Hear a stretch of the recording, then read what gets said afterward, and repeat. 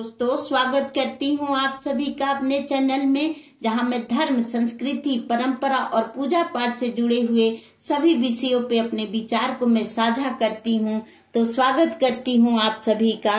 और आज मैं बात करूंगी मार्गशीर्ष महीने में जो अमावस्या पड़ती है उस विषय पे मैं बात करूंगी। तो इस बार जो 2025 में मार्गशीर्ष अमावस्या 2 दिन पड़ रही है, एक 19 नवंबर को है और दूसरा 20 नवंबर को है। तो आइए जान लेते हैं कि अमावस्या तिथि कब से प्रारंभ हो रही है और कब समाप्त हो रही है।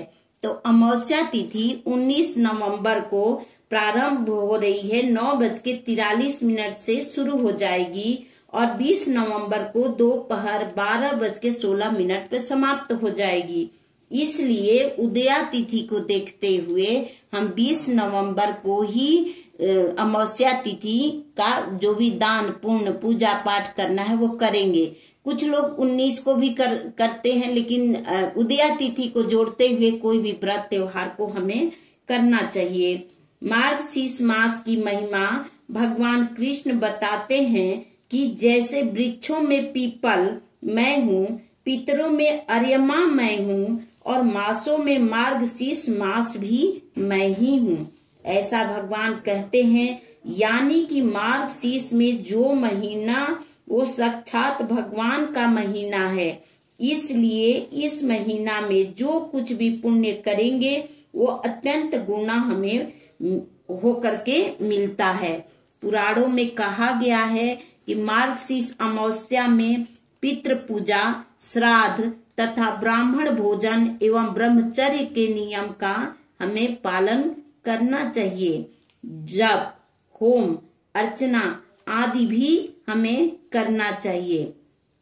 अमावस्या के दिन तर्पण करना महा उत्तम माना गया है, लेकिन जो पूर्ण रूप से यह तर्पण नहीं कर सकता वो एक तांबे के लोटे में, जैसे देखिए तांबा, ये दिखाने के लिए मैंने रखा है, तांबा का लोटा या पीतल के लोटे में, और ये देखिए काला तिल, ये मैं दिखाने के लिए आप सभी व्यूअर के लिए रखी हूँ। तो इस तरह से जो हम पितृ हैं उनके लिए हम ये अपना काला तिल डाल करके और उनको देंगे। तो तांबे या पीतल के लोटे में काला तिल डालकर हमें दक्षिण दिशा की तरफ मुंह करके जल देना चाहिए अपने पितरों को। यानी जो हम जल देंगे उसका मुख भी, जैसे जल की जो धार गिरेगी उस धार की भी दिशा दक्षिण की तरफ ही होना चाहिए। जप, होम, अर्चना करना चाहिए हमको इस दिन। ब्राह्मण भोजन जरूर कराना चाहिए। अगर हम ब्राह्मण को भोजन नहीं करा सकते तो मैं हमेशा अपने वीडियो में बताई हूँ कि मान लीजिए कि अगर हमको ब्राह्मण नहीं मिल पाता है तब हम एक ब्राह्मण का परिवार या एक ब्राह्मण खा सके उतना अन्न दान हमको करना चाहिए। अब सीधा दान मैंने इससे पहले जो मेरी एक वीडियो है उसमें मैं करके बताई हूँ कि ब्राह्मण को दान कैसे करना है, तो आप लोग जरूर उस वीडियो को देखिएगा कि मैंने सारा सामान को दिखा करके मैंने बताया है कि किन किन चीजों को हमको ब्राह्मण को दान करना चाहिए। तो अमावस्या के दिन हमें पितरों के नाम से ब्राह्मण को भोजन कराइए या उनको दान जरूर करना चाहिए और जरूरतमंदों को भी खूब दान करना चाहिए। देखिए ठंडी का टाइम है, आप ऊनी वस्त्र, कंबल आदि चीजों का भी दान उनको कर सकते हैं। जितना हम जरूरतमंदों को दान करेंगे हमारे पितरों तक हमारा अर्पण पहुंचता है। तो इसलिए जितनी शक्ति है उस हिसाब से हमें अपने दीन दुखी को जरूर मदद करना चाहिए। हमें जप भी उस दिन करना चाहिए। अब आप सोचेंगे कि हम कौन से मंत्र का जाप करें, तो आइए जान लेते हैं कि आप उस दिन कौन से मंत्र का जाप कर सकते हैं। तो देखिए सभी लोग के कोई ना कोई गुरु होंगे, तो आपके जो भी गुरु हैं, आपने अपने गुरु से जो भी दीक्षा ली है उस मंत्र का जाप आप कर सकते हैं। और अगर आपने गुरु मंत्र नहीं लिया है तो सबसे उत्तम मंत्र है ओम नमो भगवते वासुदेवाय या ओम नमो नारायणाय नमः। इस मंत्र का भी जाप आप कर सकते हैं। देखिए, भगवान ने कहा है कि यह बहुत ही पवित्र मास है, इसलिए आप सब हम सभी को भगवान के नाम का आश्रय लेना चाहिए।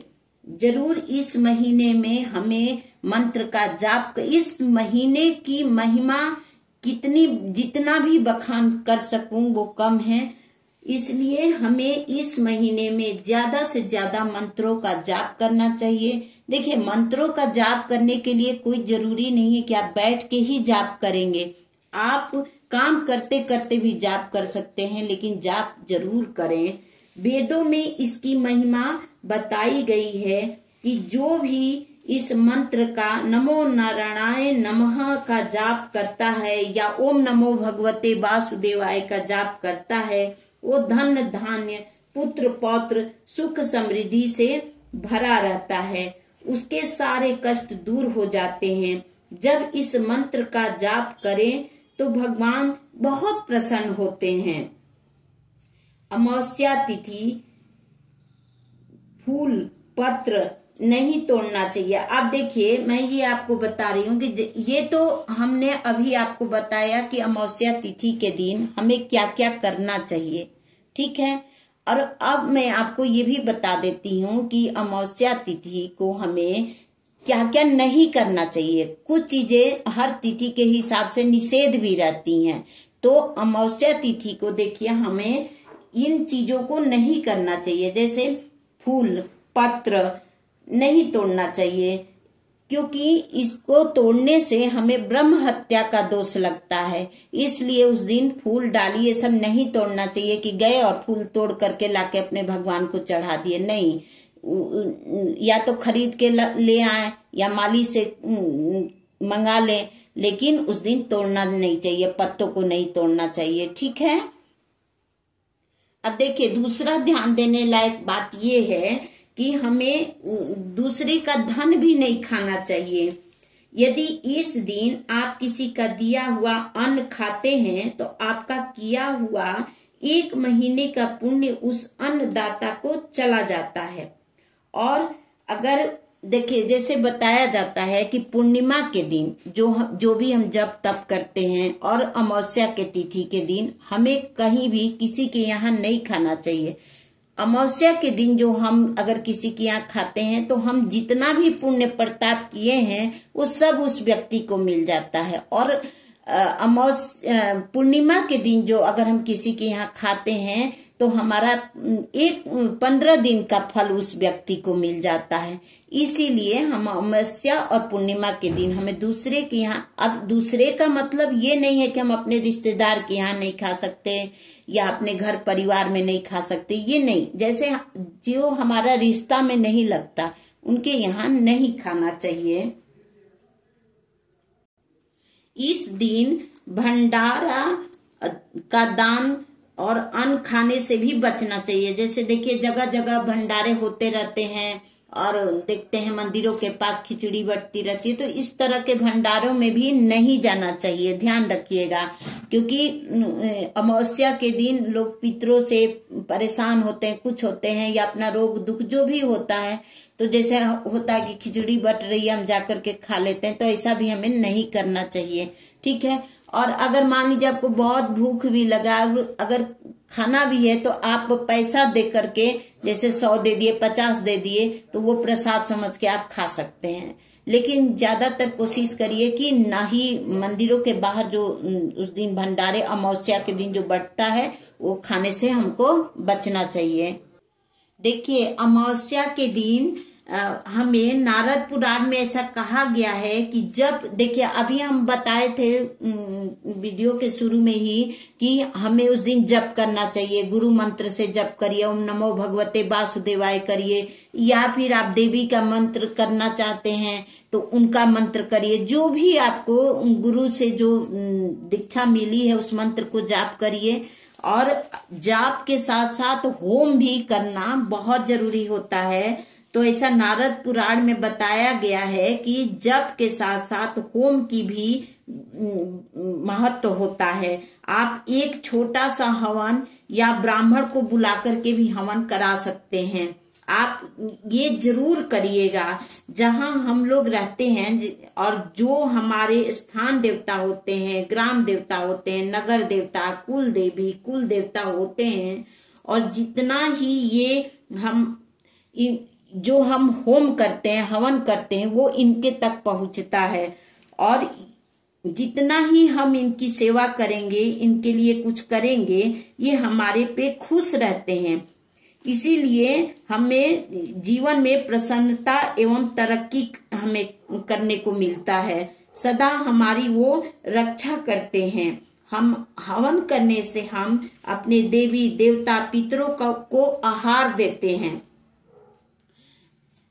जैसे ये हवन किया, अभी हवन सामग्री मैं नहीं दिखा रही हूँ। जैसे छोटा सा भी आप आम की लकड़ी या ऐसे चंदन ऐसे लकड़ी आती भी है, या उपला पे भी आप कर सकते हैं। अगर मान लीजिए ब्राह्मण को बुला के आप नहीं करा रहे हैं तो आप खुद भी कर सकते हैं। तो इस तरह से तिल, घी और सब सामग्री को मिला करके और हवन करना चाहिए।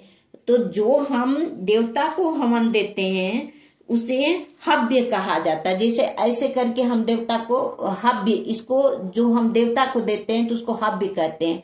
और ऐसे हम देवता को देते हैं, लेकिन पितृ को ऐसे घुमा के इस तरफ करके देते हैं तो उसको काव्य बोला जाता है। ठीक है, तो ये हमें हवन भी जरूर करना चाहिए।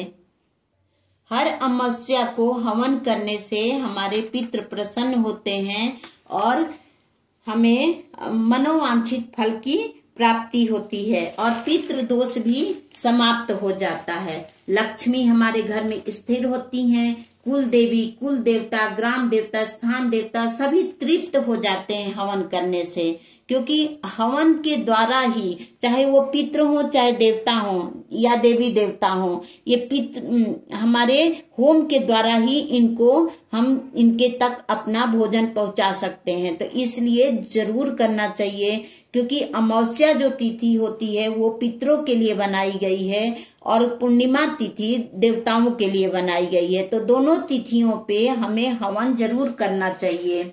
अमावस्या के दिन अगर हम इस सारे काम करेंगे तो वो हमें अपना बना लेंगे। जो हमारे पितृ होते हैं वो हम पे बहुत प्रसन्न होते हैं और हमें बहुत दुलार करेंगे, बहुत प्यार करेंगे। इसलिए हमें जरूर अपने पितरों के निमित्त ये सारे काम करना चाहिए। और इस महीने में कपूर दीप दान का भी बहुत बड़ा महत्व बताया गया है, इसलिए हमें कपूर दीप दान अवश्य करना चाहिए। इसको करने से अश्वमेघ यज्ञ करने के बराबर फल मिलता है। इसीलिए हमें जरूर हवन करना चाहिए, दीप दान करना चाहिए, भगवान की नित्य पूजा करनी चाहिए और इनके सानिध्य में बैठे रहना चाहिए, क्योंकि इनकी कृपा से ही हमारा सब कुछ चलने वाला है।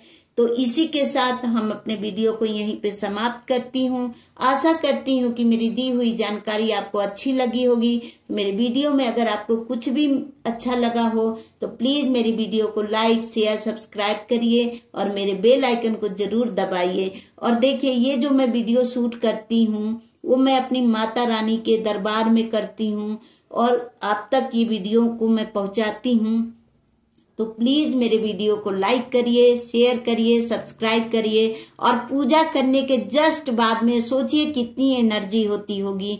मैं पूजा करती हूँ, देखिए अभी दीप जल रहा है, मैं पूजा करते ही ये करने के बाद ही मैं ये तुरंत वीडियो बनाती हूँ और आप लोगों तक शाम तक पहुंचा देती हूँ।